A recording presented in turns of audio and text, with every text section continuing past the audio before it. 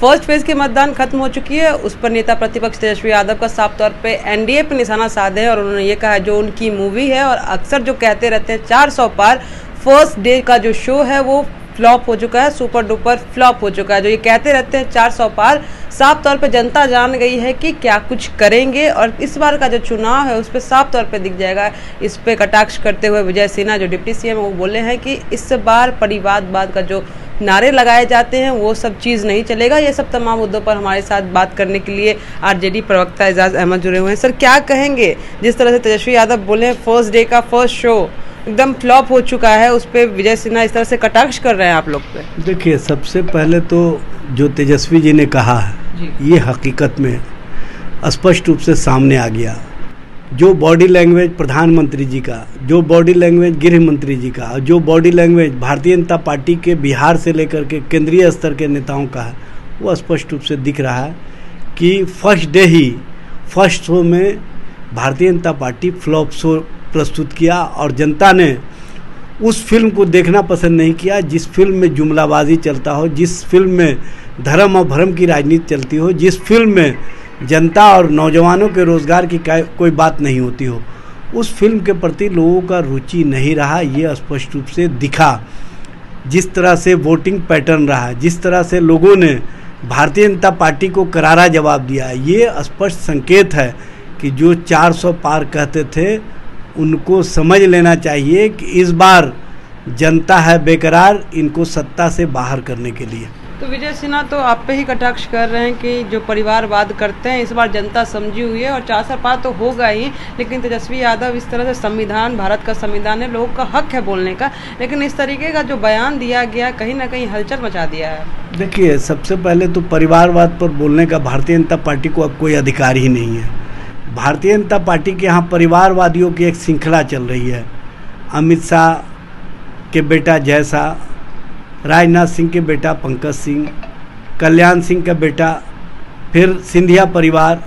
बिहार में कैबिनेट के आधा मंत्री परिवारवाद के सदस्य हैं। बिहार में जो भारतीय जनता पार्टी के प्रदेश अध्यक्ष परिवारवाद के द्योतक हैं।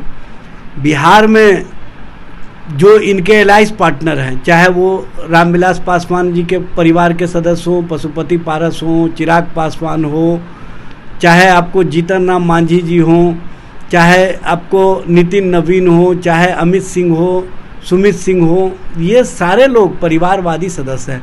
और सबसे बड़ी बात है कि जो देश स्तर पर इनके साथ एलाइज पार्टनर हैं, HD देवेगौड़ा, आपको अजित पवार और अन्य लोग, ये सभी का सभी परिवारवादी है।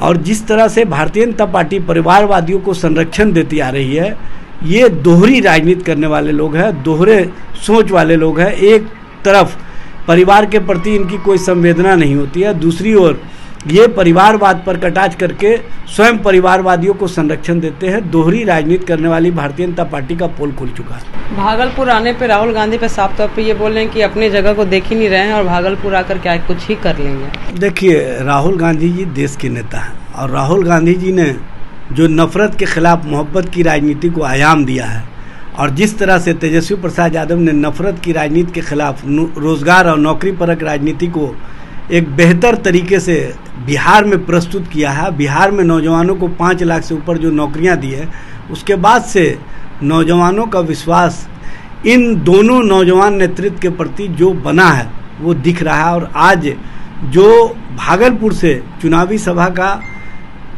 राहुल गांधी जी के नेतृत्व में इंडिया गठबंधन का जो एक बड़ा एरा देखने को मिलेगा, इससे बिहार और बिहार के अंदर एक बेहतर संदेश निकलेगा और आगे आने वाला जो देश की राजनीति है उसको भी प्रभावित करने का काम करेगा। क्या लगता है सर, चुनावी माहौल चल रहा है, फर्स्ट फेज की भी मतदान हो चुकी है, तो क्या वर्तमान सरकार में कुछ फर्क पड़ेगा चुनाव खत्म होते ही? देखिए, वर्तमान सरकार में फर्क इतना आ गया है कि अब प्रधानमंत्री जी के सभा से मुख्यमंत्री जी को दूर रखा जा रहा है और ये स्पष्ट रूप से सामने आ गया कि सत्ता के लिए, स्वार्थ के लिए भारतीय जनता पार्टी ने सिर्फ राजनीतिक इस्तेमाल के लिए नीतीश जी के चेहरे को रखने का काम किया है।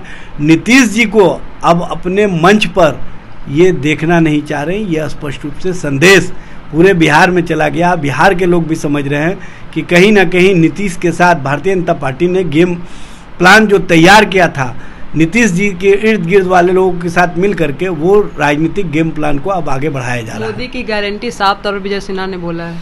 मोदी की गारंटी का मतलब है नौजवानों को रोजगार से अलग कर देना। मोदी की गारंटी का मतलब है 15 लाख रुपया खाते में नहीं देना, जुमलाबाजी कहना। मोदी की गारंटी का मतलब है महिलाओं के साथ अत्याचार, यौनाचार करने वाले लोगों को भारतीय जनता पार्टी में संरक्षण देना। मोदी की गारंटी का मतलब है गरीब और गरीब हो जाए। मोदी की गारंटी का मतलब है इनके उद्योगपति मित्रों को फायदा पहुंचाना। मोदी की गारंटी का मतलब है कि आपको किसी चीज़ की गारंटी नहीं है।